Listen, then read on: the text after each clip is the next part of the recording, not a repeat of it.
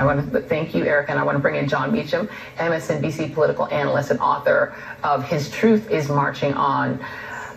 Give us some perspective on hope and John Lewis. That is another fortuitous moment. Yeah, this is the book that you're coming out with now that is on his life. Give us some perspective, please, Jon. Well, he's a biblical figure. He believed in the efficacy and the possibility of bringing the kingdom of heaven to earth. And it's a remarkably radical and optimistic vision of life. It's not one that's widely shared in American history. Most religious folks through the years, from Puritan times forward, have believed that the rewards of life, that peace and justice really only existed on the other side of paradise, on the other side of the grave. John Lewis believed the opposite. He believed that if we got our hearts and minds in the right place, if we actually acted on what so many Christians in particular say they believe, but so rarely actually put into action, that we could in fact create that world where justice comes down like waters and righteousness like a mighty stream. And for him, it wasn't rhetoric. It wasn't a sermon. It was reality, right? He believed fundamentally in what he and Dr. King called the beloved community, but which is really the kingdom of heaven. It's the reign of God's justice. And some secular folks may think this is gauzy or sentimental.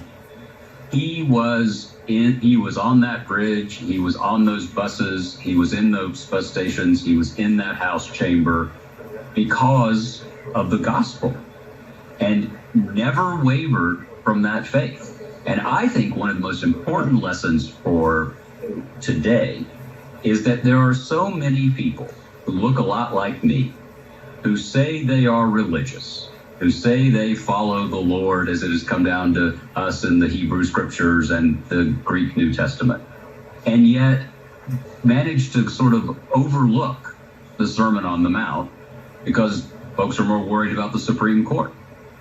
And one of the things that I think the congressman, I know he believed to the very end, was that there is a power to a religious vision of the world that can open our hearts as opposed to leading us to clench our fists. Yeah.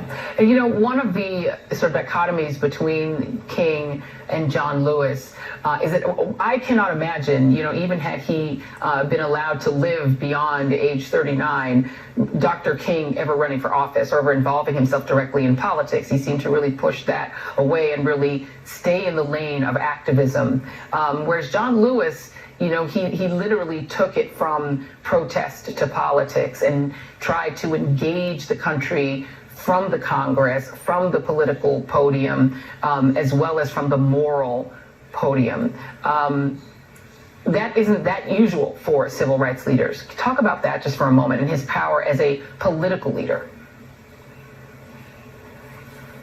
It's a great point. And one of the things about Rosa Parks and Dr. King and Ella Baker and Septima Clark and so many, and C.T. Vivian, of course, whom we're also mourning, Bernard Lafayette, Diane Nash, so many people who, the great cloud of witnesses who have led us not far enough yet, but certainly to a more just country than we were when John Lewis came out of Troy and went up to Nashville on a bus in order to go to the American Baptist Theological Seminary with James Bevel and others on a hilltop overlooking Nashville, Tennessee, where he would go across the Cumberland River and sit in and stand up and speak out in the beginning. They all made each other possible, right? So some were great strategists, some were great marchers, some were both. But it took an entire symphony of people to help overcome the remarkably stubborn legacies of systemic racism and injustice in this country. And It's a fascinating point about what Dr. King, if Dr. King had survived Memphis, what would have happened?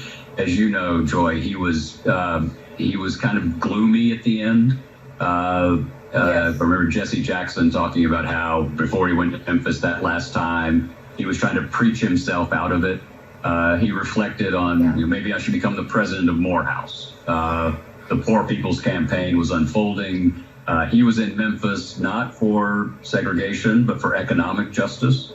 His focus was that you can't just take, and we live with this now, he and Congressman Lewis were about not simply taking down segregation signs, but actually creating opportunity.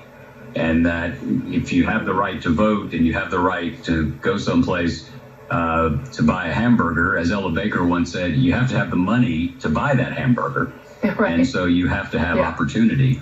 And I think, right. And to me, what Congressman Lewis always was acting on is from Isaiah 6:8. And the voice of the Lord said, whom shall I send and who shall go for us? And I said, here am I, send me. And one element of this that hasn't gotten a lot of attention is also when you think about by the late 1960s, there had been so much death. There had been so many victories too, but John Kennedy, Medgar Evers, the Freedom Summer martyrs, Dr. King, Robert Kennedy.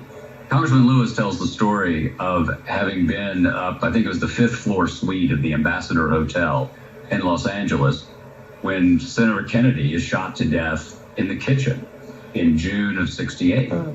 And he just fell to the floor, Lewis did, saying, and rocked back and forth saying, why? And one of the things that I think led him into politics and kept him in the arena was he believed that he had been spared to press forward with this sense of justice when other men and women had fallen to the forces of hate. That is an amazing point. I have one final question for you, John, before I let you go. It strikes me that, when you take a people captive and decide that they're not quite people, so you can hold them captive, you take yourself captive too, right? And American culture has been captive to the hatred of Black people and the misuse and abuse of them, and of indigenous people as well. But the misuse and abuse of other people takes the whole country captive. What do you make of the fact that we haven't been able as a country to fully rectify that, even with so many heroes, so much loss, so many martyrs, so many good men like John Lewis, so many good women and heroes who've tried to drag this country forward morally, that we keep sliding back? What is that about? Well, you've just asked the central question of American history and of life, and in many ways of human history and of life. And this is where I have a more pessimistic vision than Congressman Lewis did. He believed that if we opened our hearts, if we heeded the words of the old scriptures to love one another as we love ourselves, that would bring about a more just, more perfect union. And that would overcome the question you're asking. What are the forces that keep us captive, the forces that bind us to an imperfect, selfish, greedy, unjust reality? And those forces, I believe, are about fear and self. I have something that I don't want you to have.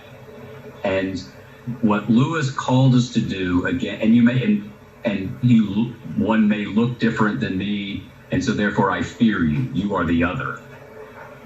The trope of John Lewis's life was that love has to be the motive force, because love will liberate us from that fear, from that otherness, and remind us that, in fact, we are all children of God. That's why I go back again and again to this theological understanding of He is not explicable if you try to separate him from his religious faith. First time his picture was ever in a newspaper was in the Montgomery Advertiser when he had delivered a trial sermon as a teenager, and they called him the boy preacher from Troy. And when he first met Dr. King in Montgomery with Ralph Abernathy and Fred Gray, he walked in and King said, "I want to meet the boy from Troy." And what he meant was the boy preacher. And sermons come and go. Here's why we're talking about him right now, is for him, his life was a sermon. His life was witness, and he was willing to die to liberate us from the forces that you articulated so well there. The fear of the other, the anxiety that someone may get what I have unjustly, and so therefore you draw up the bridge. He's all about crossing that bridge, not drawing it up. So well said. Jon Meacham, put the book up for producers, please, so that we can talk about this book. I would love to interview you on the book at another time. Jon Meacham, you're great. Thank you very much. We're going to put the book up before we let you go. So there it is. It is called His Truth is Marching On, John Lewis and the Power of Hope. Jon Meacham, always, thank you so much.